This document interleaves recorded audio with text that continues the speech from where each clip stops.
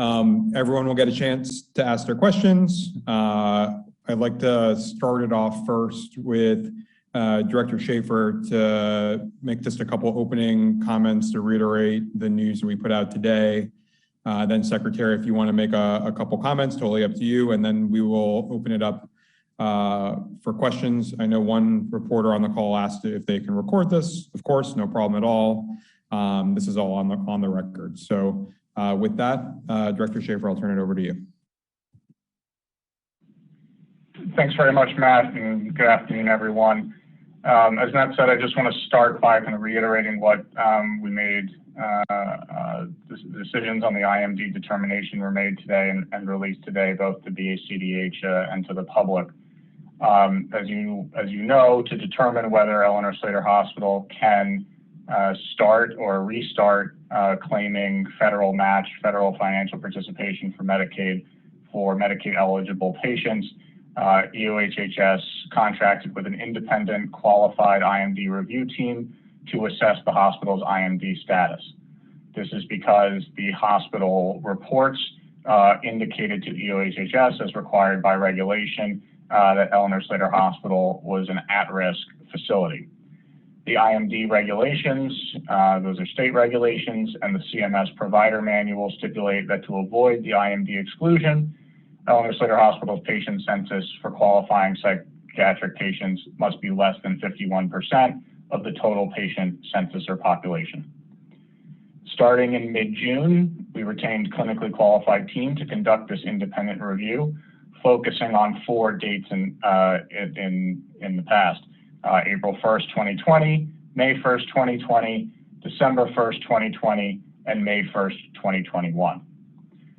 Based on the findings of the independent review team and EOHHS's review of those findings and of the applicable CMS guidance and regulations, we have determined that between April 1st, 2020 and May 1st, 2021, Eleanor Slater Hospital was not an IMD, not an Institute for Mental Disease, and therefore is fully authorized to retrospectively claim Medicaid federal match for patient services provided during that period.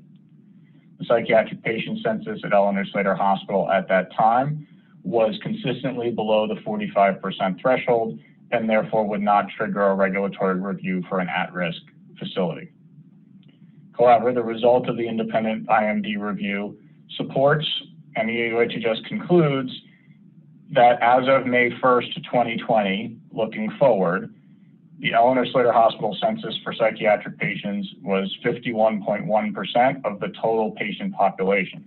And just a correction, that's May 1st of 2021. You said 2020. I'm sorry. Sorry, thank you. It's a lot of dates and numbers.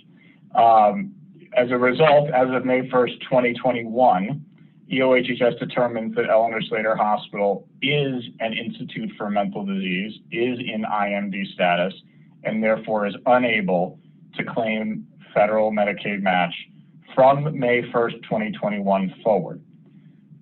The next determination point under our regulations is December 1st, 2021, although Eleanor Slater Hospital is able to appeal or is able to submit for a redetermination prior to December 1st, 2021, if they believe there's a consistent change in the patient mix or character or composition of the facility.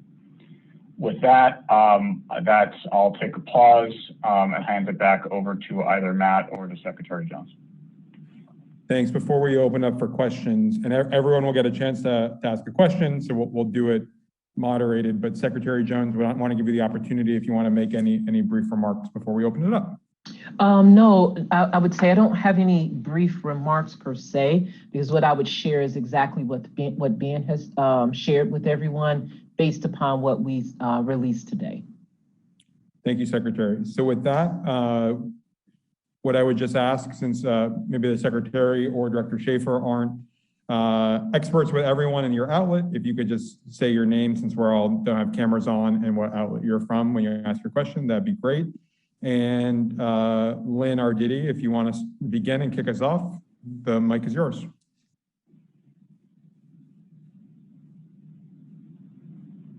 Okay.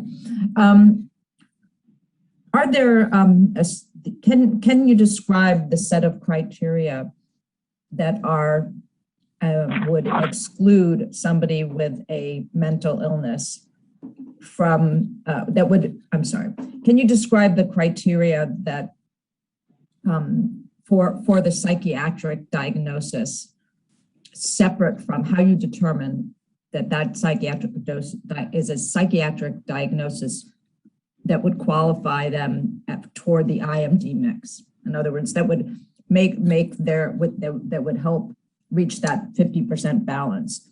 There was a Medicaid document that looked like it was from 2015, and it was unclear to me from that whether that's been updated or if there's any clear answers. I know you asked these questions back in May to the CMS in a letter with some five very specific examples.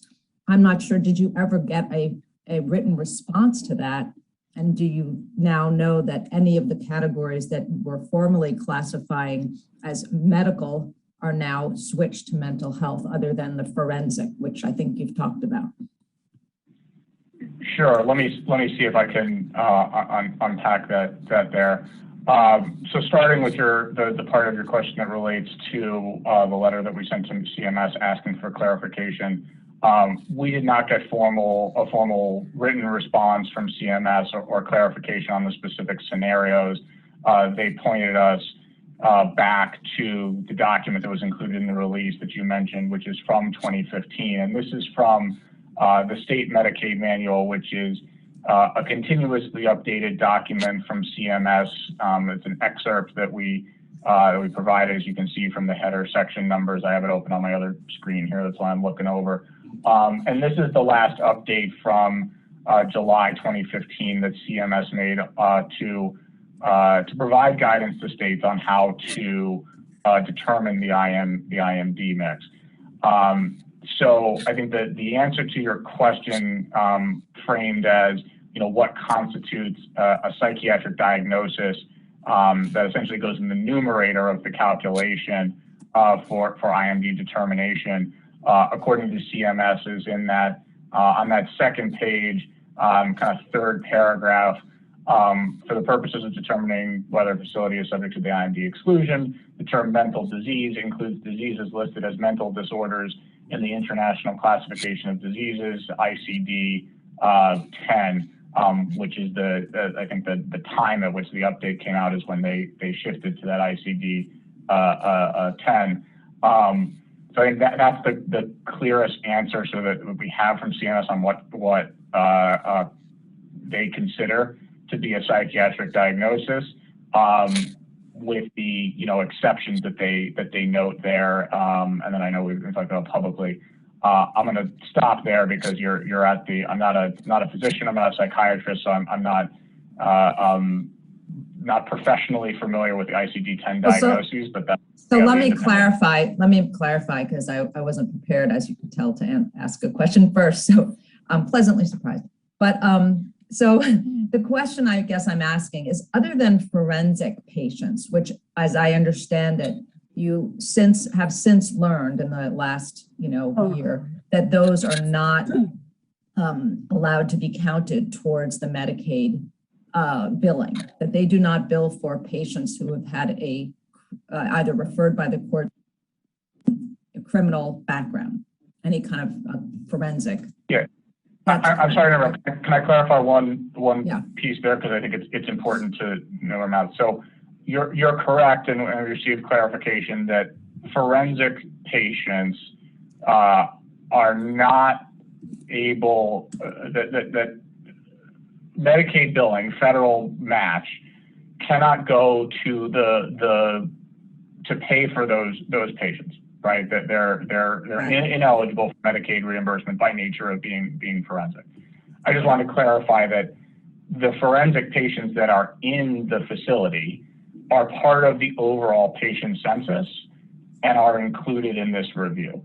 So Eleanor Slater Hospital will not be able to bill for those patients, but because the facility is operating under one license, and they are part of the forensic patients are part of the overall patient census, and therefore the independent review team took into account their primary diagnoses. Correct. So other than those forensic patients, were there other categories of patients that you previously, you meaning the state, had previously thought were to be counted as medical patients that you have since learned need to be counted as mental or psychiatric patients? I think that no is the short answer to that question. Thank you, Ben. We're going to move on. Cathy? What? Can you hear me? Yes, go ahead. Okay. Couple of basic questions.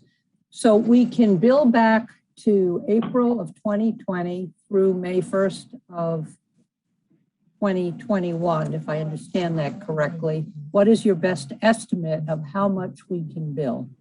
And is that all federal dollars, or is it basically split 50-50? As a question number one. Ben can correct me if I'm incorrect. However, as it relates to the amount of dollars to anticipate, that would actually be a process that is worked through by BHDDH with the assistance, of course, of OMB if needed, but they actually would need to determine those amounts. That's not a role that we play at EOHHS. It's required of the department to put those documents together and to provide and to share what patients that we would be getting reimbursements on. Ben, did I capture that correctly? That's accurate. I'm a little confused by the answer there, only because we were in the exact same position around May 25th of this year. And then the two top doctors and Jennifer White came out with a report that made everybody stop in their tracks. But somebody's already done this analysis. So you must know at the very minimum how much you can bill at this point. Right. And Cathy, I'm sorry, let me be a little bit clear. You are correct that did take place, but it would be inappropriate for me to state that what was shared previously is actually correct. We need to, BHDDH, and by we, I would put myself in the role of assisting Director Sherris as secretary if he needed it, but they have to now go back through that to ensure that proper billing is put within the system. I don't want to go off that number because I'm not certain that it's correct. Okay, so there's any kind of financial, what happened today, this report has financial implications. Is there any way to tell people what those implications are, what they mean for the hospital? And then I'll try to move forward, but I haven't been able to move back yet. Well, hopefully this will be helpful. What BHDDH, once Director Sherris was notified this afternoon of the IMD determinations by EOHHS, that began the process now on his end to have his fiscal staff to work on moving forward with determining the reimbursement amounts and to put those within the system that generates a number. Okay, so there's no number available right now. My next question is a looking forward question. If you were at 51.1% on May 1st, what do you now do to try to, I assume, adjust your population across the entire campus? And do you actually need to do it across your entire campus? Or can you have one number for Zambarano and the other for Cranston? Secretary, can I take the last part and then I'll defer the future plans of Eleanor Slater Hospital to you? Just to clarify, Cathy, the hospital operates under one licensure. So there's not a count for Zambrano and a count for the Cranston campus. For the purposes of the IMD determination, it's all one patient census. So that would not be one of the things that BHDH and the folks at Eleanor Slater Hospital would look at, but I'll defer the other part of your question to the Secretary. Thanks, Ben. Cathy, what I would say to you is that as it relates to moving forward and addressing the 51.1% and going into December 1st, is that Director Charest, I definitely defer to him, but I believe that this is a fixable problem with active management. If you may recall, even during the presser, when I released my recommendations, there were several statements that I was shared within those recommendations, such as, for example, the hospital needs to truly and appropriately so look at admitting medical patients, because there's proper protocol, there are standards to allow admission, and they need to resume that process if they have not, and they need to continue with that going forward. But that's one example of what can be done, but this is a fixable problem that is fixable as it relates to doing what's right for all Rhode Islanders with their services and care. Thank you, Is Secretary. there a group of, if you'll just bear with me for just one or two quickies, is there a queue of patients in the private hospitals waiting to get in who you now could actively recruit to Slater? And then the other part of this, and I'll just give you both at once quickly, Secretary Jones, you had discussed relicensure of the hospital, and I don't know where your request, your RFP is on that, but have you hired somebody? Are you moving ahead on relicensure of any part of the hospital? Thanks, Cathy. First, the first piece I definitely have to say is I'm going to have to defer to Director Charest as it relates to patients or residents in the queue in terms of admission, because truthfully, I don't know that answer as I'm not involved with that piece. That would be something that he is working through and on. As it relates to licensure, I do know that that Director Charest has brought on an individual to help determine the proper licensure types or type of Eleanor Slater Hospital, and that's in its totality, including the Benton site for forensic patients. So that process has begun, and I'm sure Director Charest will be providing updates as it relates to where he is in that process, because that was one of my short-term recommendations in that report. Last time I checked, nobody had been hired. Who has been hired? If I'm not mistaken, Cathy, I believe the gentleman's name is David Longmore. We'll take that back to Carrie and we'll get back to you, Cathy, but I'm gonna move on. We'll go to Eli with 12 next and then Brian after that. All right, thanks everyone for letting us ask questions. This is Eli Sherman from Channel 12.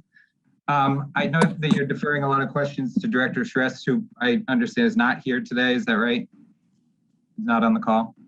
He is not on the call. No, he's not on the call. Right. The whole idea here, because the way I look at it, the state was in compliance back in May 2020 up to December 2020, and then we fell out of compliance. Can you go through what happened there? And I think Secretary Jones, you were in control of operations for the hospital during at least part of that time. Is that right? I was deployed by Governor McKee on April 10th, I believe it was, of 2021. So that was April 10th through mid-June that I was acting in the role of director of BHDDH. So no, I was not over the Eleanor Slater Hospital or BHDDH the totality of this time or even half of the time. What happened there that allowed the hospital to fall back out of compliance? Well, I think you're referring to the last reporting period, May 1st of 2021, where we're stating that they are an IMD. Is that what you're referring to? Yes. Okay, so I will have Bien to field more of the technical answers to that, but I want to make it very clear that it cannot be construed that I was over Eleanor Slater Hospital during that time. I was not acting in that role during the time that would account for May 1st through to where we are now. So between December 20th or 2020 and May 2021, the hospital became an IMD. Can you explain how that happened? Just in layman terms. I know it's because the patient count fell for medical, but what about admission policies? What about the operations of the hospital during that time led to the hospital becoming an IMD? Of course. And I'm thinking, if I understand Eli's question correctly, I think he's asking questions about the difference of them not being an IMD for the first three, and then becoming an IMD or a determination of an IMD status on May 1st. So I understand the technical part of it. I understand the math behind it. But what I'm wondering is operationally, was it that the hospital was not admitting medical patients during that time?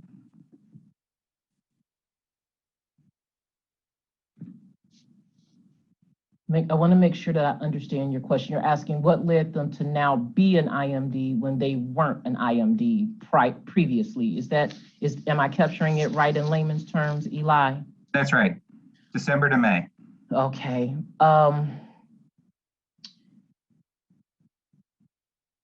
The admissions criteria for the hospital definitely appeared to have been changed in 2020, and coupled with previous leadership decision-making or determinations that definitely impacted the medical admissions.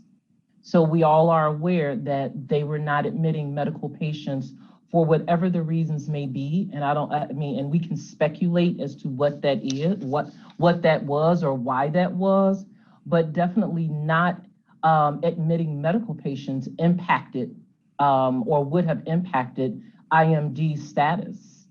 During what period were the medical patients not being admitted? I remember you saying back in the winter to the Senate Oversight Committee that they never did stop admissions. And I'm just, when did that happen specifically?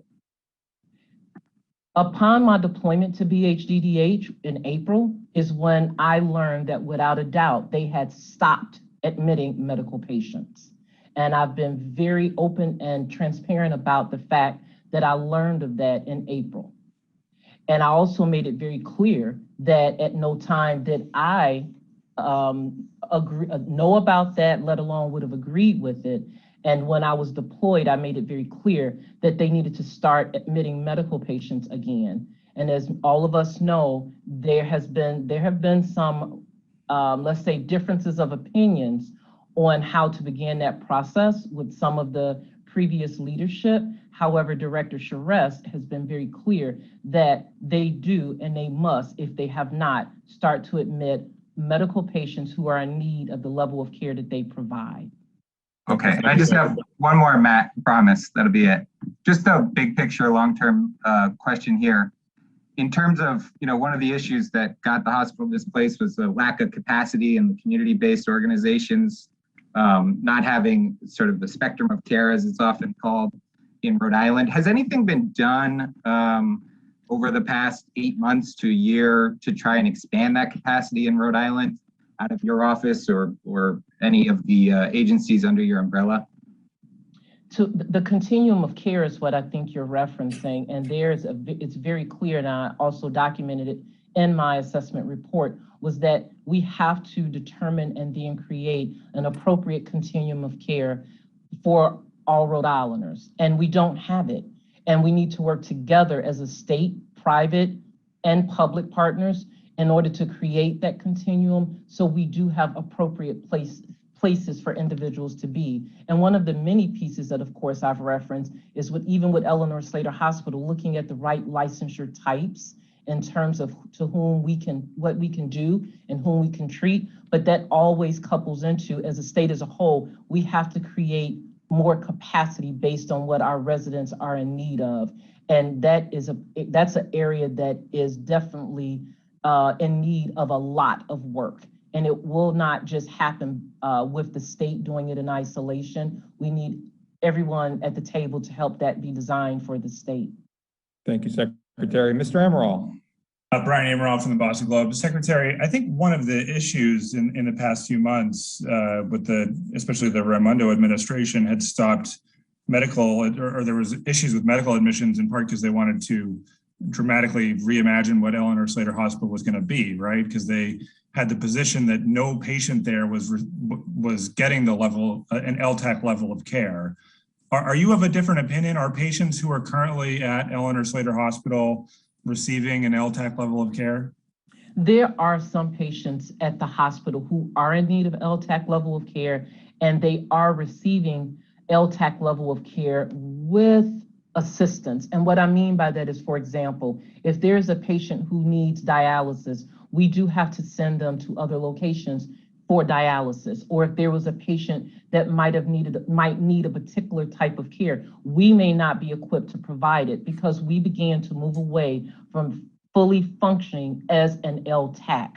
So certain services that an LTAC would provide, we stopped providing it by way of not replacing certain staff or not enhancing certain skill bases. But what we did see as a result, of course, from the Care New England peer review with the hospital was that our patients are well cared for who are there, but we need to bring the needed pieces in place so we don't have to always send patients out who might be in need of particular types of care.